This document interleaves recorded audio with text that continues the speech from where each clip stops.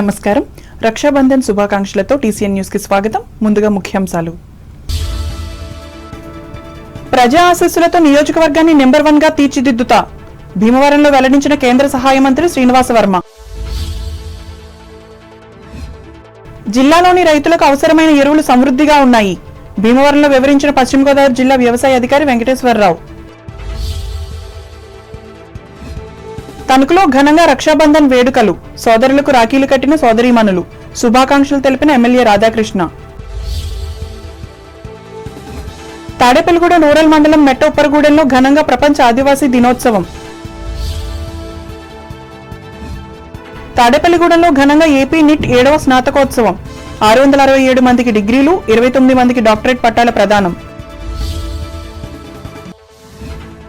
స్వచ్ఛందంగా నిధులు సేకరించి తమ గ్రామాన్ని అభివృద్ధి చేస్తున్న తాడేపల్లిగూడెం మండలం ఆరుగొలను గ్రామస్తులు. ప్రకృతి మమకారంతో జీవించేది ఆదివాసీలు. రాజమహేంద్రవరంలో పేర్కొన్న తూర్పుగోదావరి జిల్లా జాయింట్ కలెక్టర్ చినరాముడు.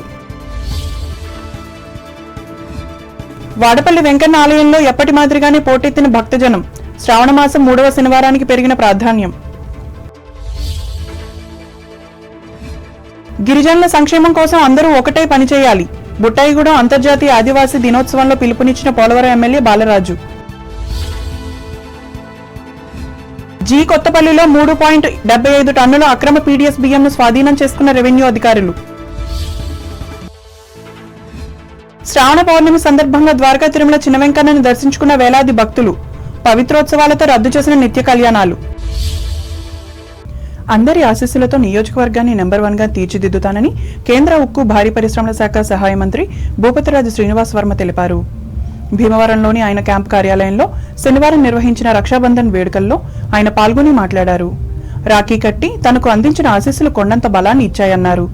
ఈ పార్లమెంట్ నియోజకవర్గంలోని ఆడబిడ్డలందరికీ తాను ఎప్పుడూ రుణపడి ఉంటానని చెప్పారు. ఈ కార్యక్రమంలో పెద్ద ఎత్తున మహిళలు, స్వచ్ఛంద సంస్థ ప్రతినిధులు పాల్గొన్నారు.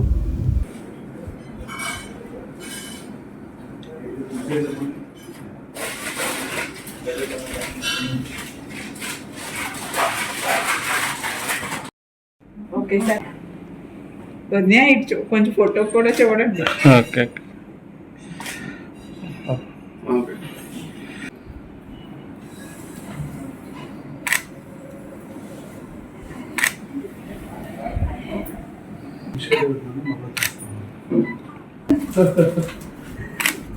నేను కూడా ముగ్గురికి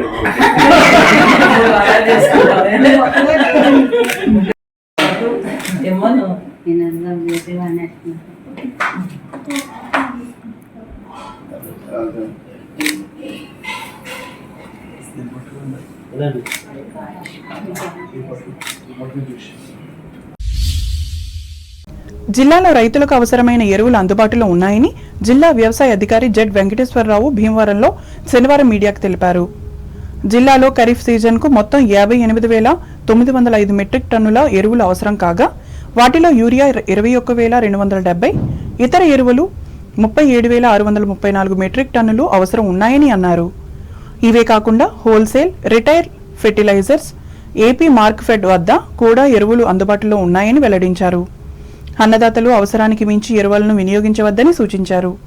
వీటికి ప్రత్యామ్నాయంగా సేంద్రియ ఎరువులను వినియోగించాలని, తద్వారా మంచి దిగుబడి, తక్కువ పెట్టుబడి, భూమికి సారం లభిస్తాయన్నారు.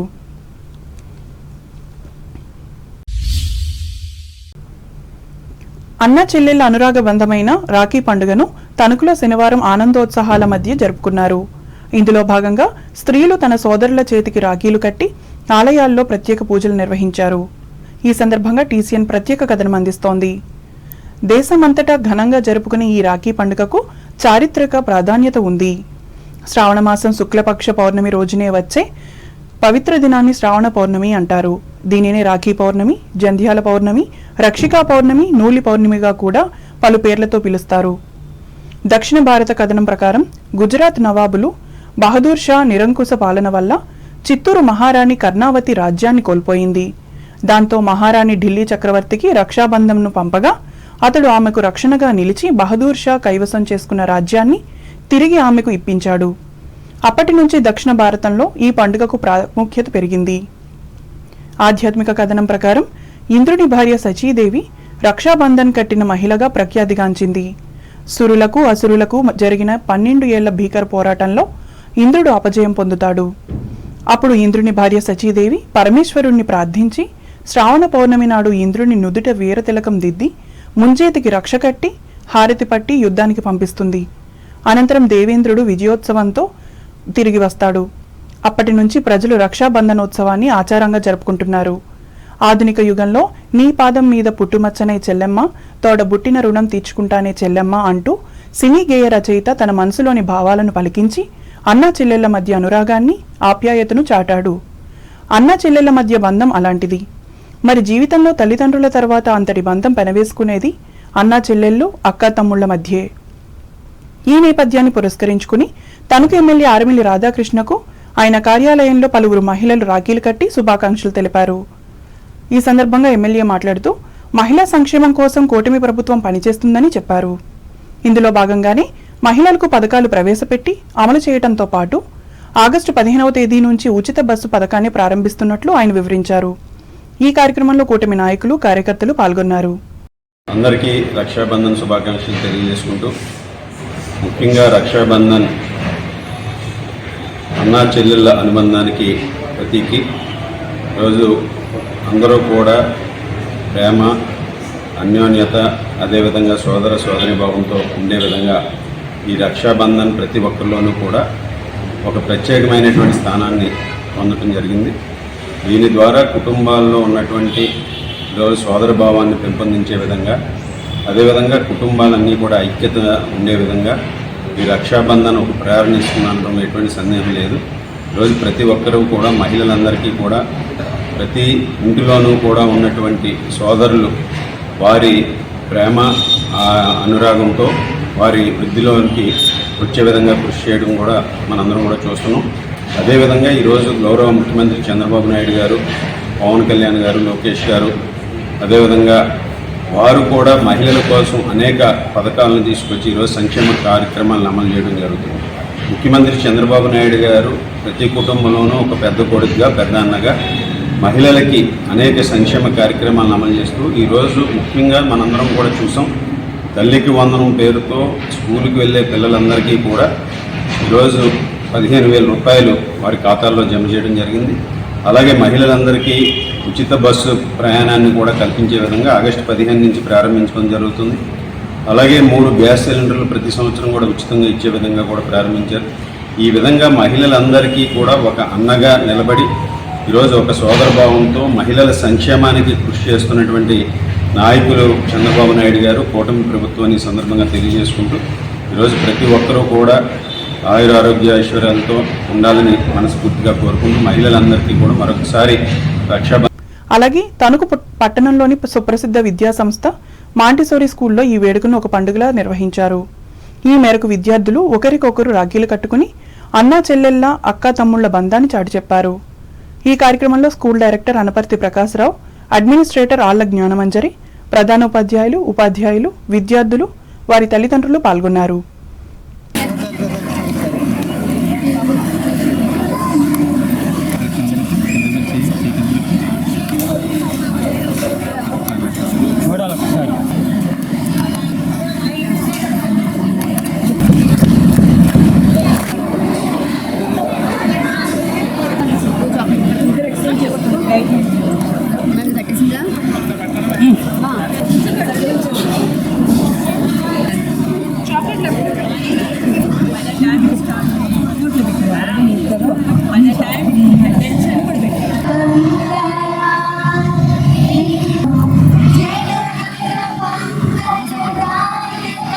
ఇదిలా ఉండగా రాఖీ పర్వదినాన్ని ఆంధ్రప్రదేశ్ చేనేత డెవలప్మెంట్ కార్పొరేషన్ మాజీ చైర్పర్సన్ వావిలాల సరళాదేవి ఆధ్వర్యంలో తన గృహంలో ఏర్పాటు చేసి ఈ పండుగ నేపథ్యాన్ని వివరించారు.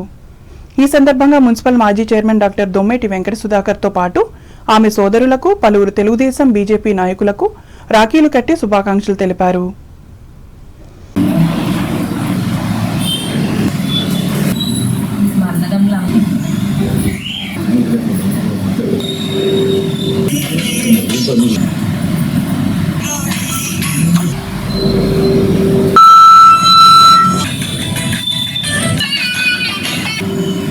JP ది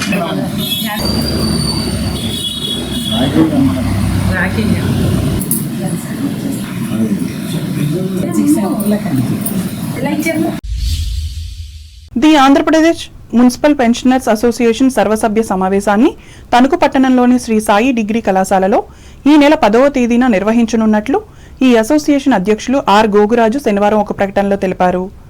ఈ సమావేశంలో పలు ఎజెండాలను చర్చించి వాటిని ప్రభుత్వానికి విన్నవిస్తామని తెలిపారు. ముఖ్యంగా మున్సిపల్ పెన్షనర్లు ఎదుర్కొంటున్న సమస్యలతో పాటు వారి సలహాలు స్వీకరిస్తామన్నారు. ఆదివారం ఉదయం 10 గంటల నుంచి నిర్వహించే ఈ కార్యక్రమంలో విశ్రాంత మున్సిపల్ సిబ్బంది హాజరవ్వాలని గోగురాజు కోరారు. తాడేపల్లిగూడెం రూరల్ మండలం మెట్ట ఉప్పరగూడెం గ్రామంలో శనివారం ప్రపంచ ఆదివాసీ గిరిజన దినోత్సవం నిర్వహించారు. ఆంధ్రప్రదేశ్ రాష్ట్ర ఎస్టీ గిరిజన సంక్షేమ సంఘం జిల్లా అధ్యక్షులు సింగం సుబ్బారావు ఆధ్వర్యం వహించారు. AP state SC ST commission మాజీ సభ్యులు కొండారెడ్డి నరహరి వరప్రసాద్ ముఖ్య అతిథిగా పాల్గొన్నారు. ముందుగా గ్రామంలోని ఏకలవ్యుడి విగ్రహానికి పూలమాలలు వేసి నివాళులర్పించారు. రాష్ట్ర ముఖ్యమంత్రి నారా చంద్రబాబు నాయుడు హయాంలోనే ఆదివాసీ గిరిజన దినోత్సవం నిర్వహించడం ప్రారంభమైందని నరహరి మాట్లాడుతూ తెలియజేశారు. 31 సంవత్సరాలు పూర్తి అయిన సందర్భంగా నేడు పాడేరులో ముఖ్యమంత్రి చంద్రబాబు నాయుడు ఆదివాసీ గిరిజనుల సంక్షేమానికి 31 వరాలు ప్రకటిస్తున్నారని తెలిపారు. ఈ సందర్భంగా నిర్వహించిన వివిధ పోటీలలో విజేతలైన బాలలకు బహుమతులు అందజేశారు. ఈ కార్యక్రమంలో సంఘం నాయకులు సింగం కృష్ణ, చినమర్తి దుర్గారావులు పాల్గొన్నారు.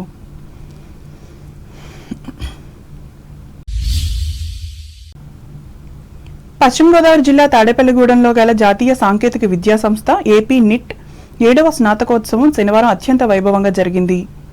ఈ కార్యక్రమానికి ఇన్ఛార్జ్ డైరెక్టర్ ఎన్వి రమణారావు అధ్యక్షత వహించగా టీసీఎస్ ప్రెసిడెంట్ వి రాజన్న ముఖ్య అతిథిగా పాల్గొన్నారు.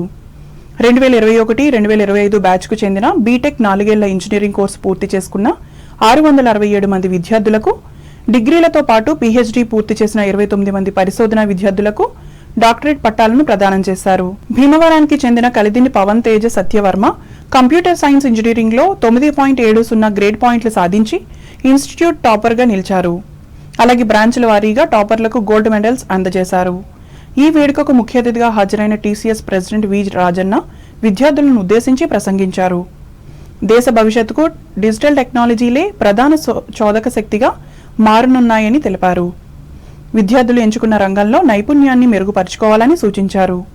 అధునాతన సాంకేతికతపై పట్టు సాధించినప్పుడే విద్యార్థుల లక్ష్యాలు, ఆకాంక్షలు నెరవేరుతాయన్నారు.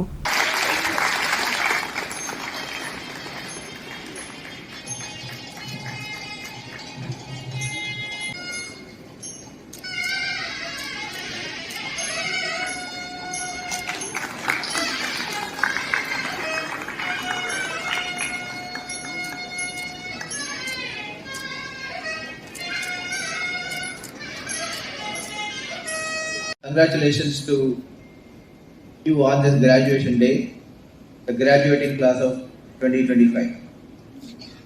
Families and parents, you have sacrificed and supported your children steadily through this journey and brought them this far. Today is your victory as well. Today is celebration of your story, a story of years of hard work, burning the midnight oils, stringent deadlines, learning and unlearning, friendships, growth and grit. Today marks a new chapter in your life. You are stepping into a world defined by technology, AI, climate change, startups, rural transformations and Mars missions. From the launch of Chandrayaan to the rural innovations in Maharashtra and Uttar Pradesh, from the technology hubs like Bengaluru and Hyderabad to the launch of Quantum Valley in Andhra Pradesh, and India's foray into manufacturing and semiconductors. India is not waiting for the future to unfold, but it is building its future. And ఈ కార్యక్రమంలో registrar P Dinesh Shankar Reddy, డీన్లు G Ravikiran Sastry, V Sandeep, N Jayaram, Himabindu, senate సభ్యులు, విభాగాధిపతులు, ఆచార్యులు, విద్యార్థులు, తల్లిదండ్రులు పాల్గొన్నారు. ఎవరో వస్తారని ఏదో చేస్తారని ఎదురు చూడకుండా వారి అవసరాలు వారే తీర్చుకుంటూ తాడేపల్లిగూడెం మండలం ఆరుగొలను గ్రామస్తులు ఆదర్శంగా నిలుస్తున్నారు. శాసనసభ్యులు బొలిశెట్టి శ్రీనివాస్ పిలుపును అందుకుని ఇక్కడి ప్రజలు దాతృత్వంతో నిధులు సమీకరించుకుంటున్నారు. ఇప్పటికే గ్రామానికి అవసరమైన రుద్రభూమిని అత్యంత సుందరంగా తీర్చిదిద్దారు. అలాగే గ్రామంలో వివిధ ప్రాంతాలలో అభివృద్ధి పనుల నిమిత్తం నిధులు వెచ్చిస్తున్నారు. ఇప్పుడు తాజాగా శ్రీ కోట్లమ్మ తల్లి ఆలయం వద్ద సుమారు 13 లక్షల రూపాయలు వెచ్చించి భారీ షెడ్డు నిర్మించారు. దీనిని ఆదివారం సాయంత్రం ప్రారంభించేందుకు సన్నాహాలు చేస్తున్నారు. ఈ విధంగా గ్రామస్తులు స్వచ్ఛందంగా నిధులు సమీకరించుకుని అభివృద్ధి పనులు చేసుకుంటున్నారు. దీంతో ఆరుగొలను గ్రామం ఆదర్శంగా నిలుస్తోంది. గ్రామ సర్పంచ్ పీతల బుచ్చిబాబు, ఉప సర్పంచ్ అడప అప్పలరాజు, జనసేన బీజేపీ నాయకులు అడప వీరన్న, చిక్కాల చిరంజీవి, కోట్లమ్మ నీటి సంఘం అధ్యక్షులు కురెళ్ల సత్యబాబులు ఏర్పాట్లు పర్యవేక్షిస్తున్నారు. ఇప్పుడు వాణిజ్య ప్రకటనలు.